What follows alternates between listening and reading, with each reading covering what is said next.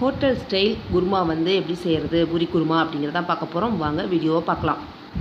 வணக்கம் நேர்களே, இன்றைக்கி நம்ம என்ன பார்க்க போகிறோம் அப்படின்னா பூரி குருமா எப்படி செய்கிறது அப்படின்னு பார்க்க போகிறோம். நம்ம பூரி குருமா எப்படி வந்து ஹோட்டல் ஸ்டைல் எப்படி பார்க்க போகிறோம்னா அது எல்லாருக்குமே பிடிச்சது, ரொம்ப நல்லாயிருக்கும். இது ரொம்ப ஈஸியானது தான். இதுக்கு தேவையான பொருள் பார்க்கலாம். இப்போ உருளைக்கிழங்கை வந்து நல்லா வேக வச்சு நறுக்கி வச்சுக்கோங்களேன். பிசைஞ்ச மாதிரி கூட வச்சுக்கலாம், கரெக்டாக கட் பண்ணணுன்னு அவசியம் இல்லை. அடுத்து அதுக்கு தேவையான 2 வெங்காயம். இப்போ 4 சின்ன உருளைக்கிழங்கு அப்படின்னா 2 பெரிய வெங்காயம் நறுக்கிக்கோங்க, நீட்டமாக நல்லா நைஸாக. அதுக்கப்புறம் பச்சை மிளகா, தக்காளி, அதுக்கப்புறம் கருவேப்பிலை தாளிக்கிறதுக்கு, கொத்தமல்லி கடைசியாக போடுறதுக்கு.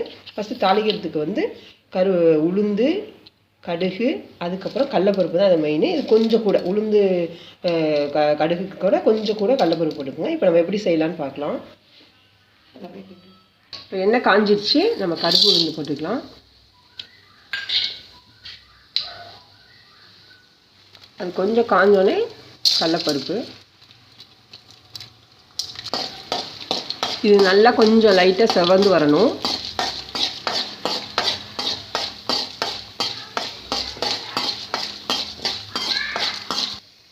அடுத்து கருவேப்பிலை போட்டுக்கோங்க.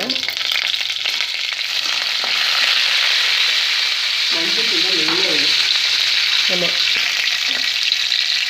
அடுத்து வெங்காயம் போட்டுக்கோங்க. வெங்காயம் நல்லா செவந்து வதங்கணும்.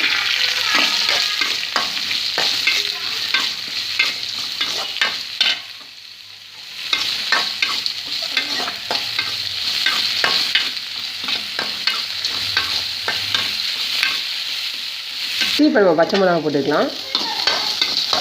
நல்லா கிண்டிக்கோங்க.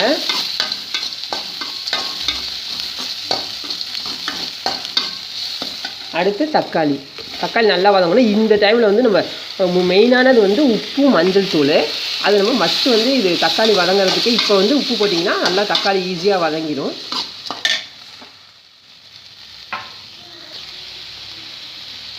நம்ம அந்த ராக் சால்ட் சொன்னோம் இல்லையா ஒரு வீடியோவில், அது நல்லதுன்னு அந்த தான் போடுறேன். இப்போக்கி கொஞ்சமாக போட்டுக்கோங்க, அப்புறம் பார்த்துக்கிட்டு போட்டுக்கலாம். அரை ஸ்பூன் போட்டுக்கோங்க.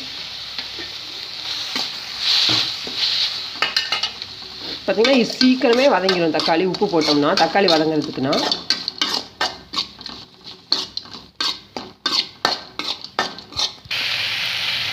இதுக்கு வந்து அடுத்து மஞ்சள் தூள் போடுறோம். அரை ஸ்பூன் போட்டுக்கோங்க, சின்ன ஸ்பூனில். எல்லாம் வதங்கினதுக்கு அப்புறமா நல்லா வதங்கிருச்சு. இப்போ வந்து உருளைக்கிழங்கை போட்டு நல்லா வேக வச்சுருக்கோம் இல்லையா, வேக வச்சு கட் பண்ணி வச்சுருந்த உருளைக்கிழங்கை வந்து அதில் போட்டுருங்க. மசிச்சும் நீங்கள் போடலாம், ரொம்ப நல்லாயிருக்கும். நல்லா உடனே நல்லா மிக்ஸ் பண்ணுங்கள். இவ்வளோ கூட கொஞ்சம் தண்ணி அது வந்து வேகிறதுக்காக, அதாவது ஏற்கனவே வெந்துருச்சு, இந்த மசாலாவோட சேர்கிறதுக்காக கொஞ்சம் தண்ணியை ஊற்றி கொதிக்க விடுங்க. நல்லா கிண்டி விடுங்க. நல்லா மசிச்சுட்டாலும் சரி, இந்த மாதிரி வேக விட்டிங்கன்னா ரொம்ப டேஸ்டியாக இருக்கும். குருமா எவ்வளோ வச்சுருக்கோமோ அதுக்கு மேலேயே நிறையா பூரி உள்ளே போகும். இதை கண்டிப்பாக நீங்கள் பாருங்கள், உப்பு தேவைன்னா இன்னும் கொஞ்சம் தேவை அப்படின்னா உப்பு போட்டுக்கோங்க. இப்போதைக்கு தக்காளியோடவே வந்து உப்பு போட்டிருக்கோம், அதனால் அதை ஞாபகம் வச்சு போடுங்க. இப்போ வந்து உங்களுக்கு குருமா ரெடி ஆகிடுச்சு. பூரி குருமா ஹோட்டல் ஸ்டைலில் செம்ம டேஸ்டியாக இருக்கும். எவ்வளோ பூரி வச்சாலும் தன்னால் இறங்கும். இது ரொம்ப ஈஸியானது வேறு. நீங்கள் அடிக்கடி உங்கள் வீட்டில் கண்டிப்பாக செஞ்சு பார்ப்பீங்க அப்படின்னு நம்புகிறோம். இது டேஸ்டியான வீடியோவோட மீண்டும் ஒரு வீடியோவில் சந்திக்கலாம்.